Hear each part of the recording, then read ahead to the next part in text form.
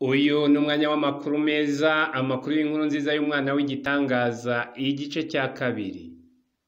Yakoze ibitangaza biradutangaza, icyo nemera cyo nawe ubwe ni igitangaza mu bindi. Ku izina ry'Imana Data na Mwana na Roho Mutagatifu, amina.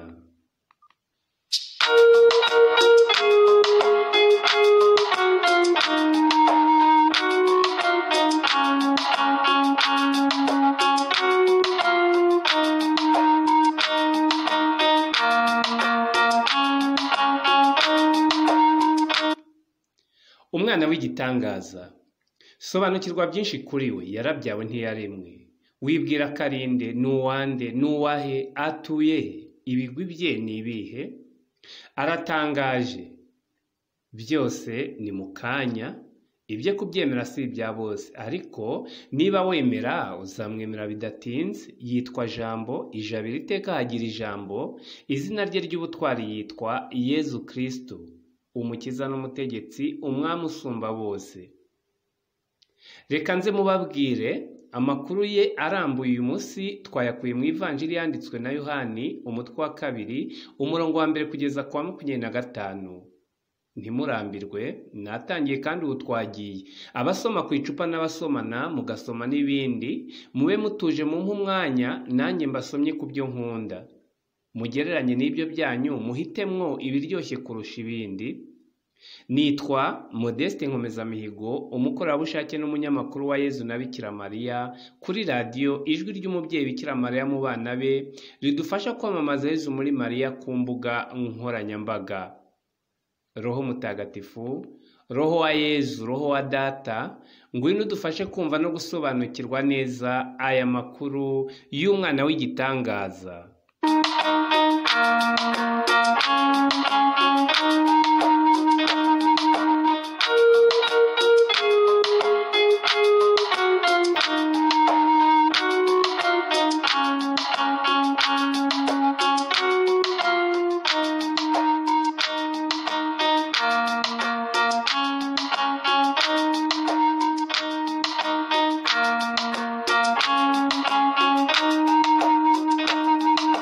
Ngwino Roho Mutagatifu, mw'izina rya Nyagasani Yezu. Ngwino Roho Mutagatifu, ngwino Roho Mutagatifu. Ubukwe bw'Ikana muri Galileya. Habereye ubukwe, uwo mwana w'igitangaza yarabutashye kandi yahakoze ibitangaje. Byagenze bite? Kurikira, utege amatwi kandi usobanukirwe. Ku munsi wa 3, Ikana muri Galileya bacyuza ubukwe. Nyina wa Yezu yari yabutashye, kandi Yezu n'abigishwa be bari bawutumiyemo. Divayi imaze gushira, nyina wa Yezu aramubwira ati, nta divayi bagifite. Yezu aramusubiza ati, mubyeyi, ari jye ari nawe, ibyo tubigenzemo dute? Byongeye, igihe cyanjye ntikiragera. Nyina abwira abaherezaga ati, icyo ababwira cyose mugikore. Hari hateretse intango 6 zibaje mu mabuye, zagenewe imihango y'Abayahudi yo kwiyuhagira. Intango yose yajyagamo inshuro 2 cyangwa 3 z'ikibindi. Yezu arababwira ati, nimwuzuze amazi izo ntango. Barazisendereza kugeza ku rugara. Yezu arongera arababwira ati, ngaho noneho nimudahe, mushyire umutegeka w'ubukwe. Baramushyira.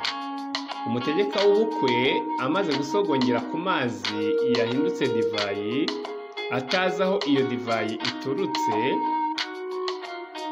abahereza bari bavomye bo bari bahazi. Nuko ahamagara umukwe aramubwira ati, ubusanzwe umuntu arabanza agatereka inzoga nziza, bamara guhaga agaheruka itari nziza. Wowe ariko wakomeje gutereka inziza kugeza ubu. Aho i Kana muri Galileya niho Yesu yatangiye ikimenyetso cye cya mbere, maze agaragaza ikuzo rye, nuko abigishwa be baramwemera. Ibyo birangiye, Yesu amanuka ajya i Kafarinawumu ari kumwe na nyina n'abavandimwe be n'abigishwa be, nuko bahamara iminsi mikeya.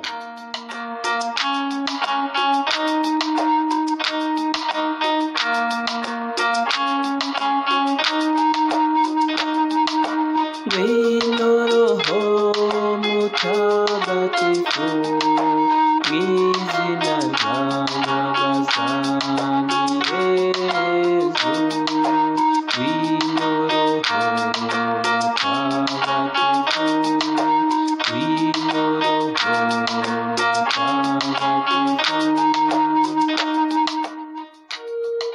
Yesu ajya i Yerusalemu. Pasika y'Abayahudi yari yegereje. Yesu azamuka ajya i Yerusalemu, asanga mu ngoro y'Imana hari abantu bahagurira ibimasa n'intama n'inuma n'abicaye bavunja ibiceri. Nuko aboha imigozi mwo ikiboko bakubitisha, bose abasuka hanze y'ingoro, yirukanamo n'intama n'ibimasa, anyanyagiza ibiceri by'abavunjaga, ahirika n'ameza yabo. Abwira abacuruzaga inuma ati,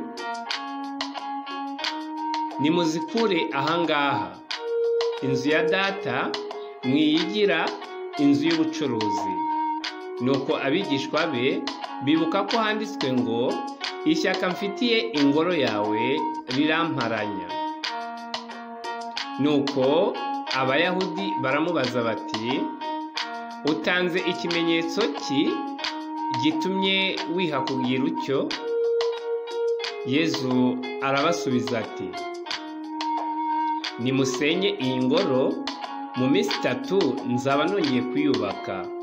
Abayahudi baramubwira bati, kubaka iyi ngoro byamaze imyaka 46, none wowe ngo wayihagarika mu minsi 3?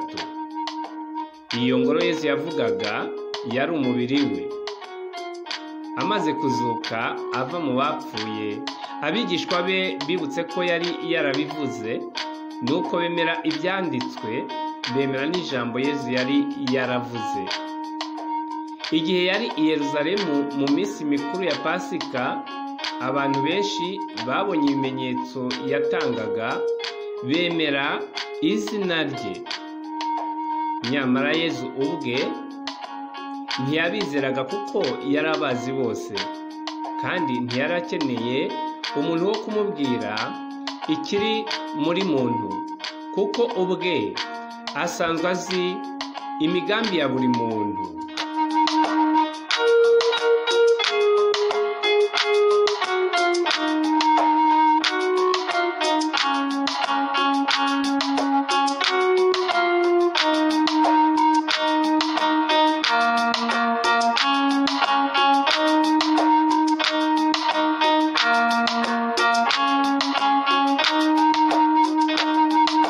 Ngwino Roho Mutagatifu, mw'izina rya Nyagasani Yezu. Ngwino Roho Mutagatifu, ngwino Roho Mutagatifu. Muri aya makuru tumaze kumva ku bijyanye n'umwana w'igitangaza. Mu byo twumvisemo, tugaruke tuzirikane umurongo wa 4, ndetse tunazirikane n'umurongo wa 23. Uwa 4 uragira uti, Yesu aramusubiza ati, mubyeyi, ari jye ari nawe, ibyo tubigenzemo dute? Byongeye, igihe cyanjye ntikiragera. Igihe cyanjye bishatse kuvuga iki? Ni igihe se yamugeneye nikigera Yezu azakuzwa maze asubire kwicara iburyo bw'Imana se, ariko abanje kubabara no gupfa. Umurongo wa 23 uragira uti, igihe yari i Yerusalemu mu minsi mikuru ya Pasika, abantu benshi babonye ibimenyetso yatangaga, bemera izina rye. Bemera izina rye bishatse kuvuga iki? Ni ukuvuga ko bamwemeye we ubwe, bakemera ko ari we mukiza w'abantu, nk'uko izina rye Yezu rivuga ngo Hakizimana ribisobanura.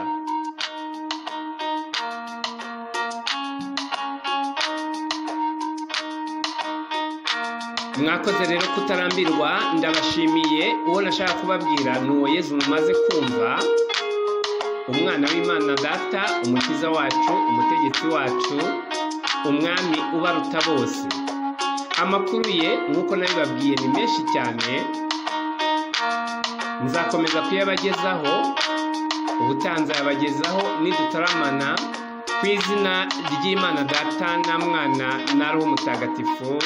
Amen.